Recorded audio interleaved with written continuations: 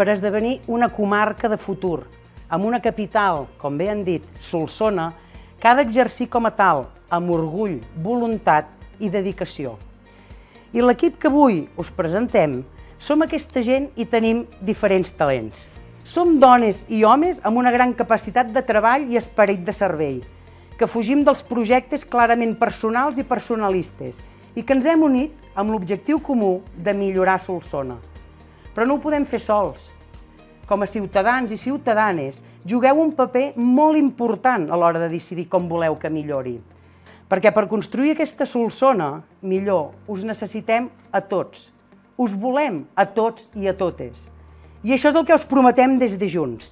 Treball, treball i treball per construir una Solsona amb la C de ciutadania, la C de ciutat i la C de consistori. Un consistori que ha d'estar al servei de la gent. Moltes gràcies.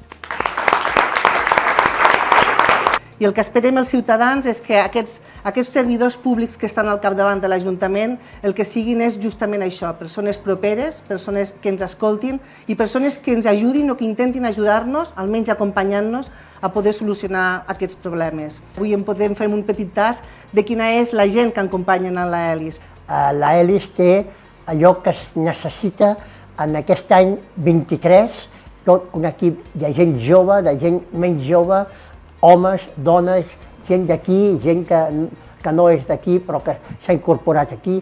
Un equip heterogeni preparat, insisteixo, per una cosa que és cabdal, que és tenir presència rellevant a l'Ajuntament de Solsona.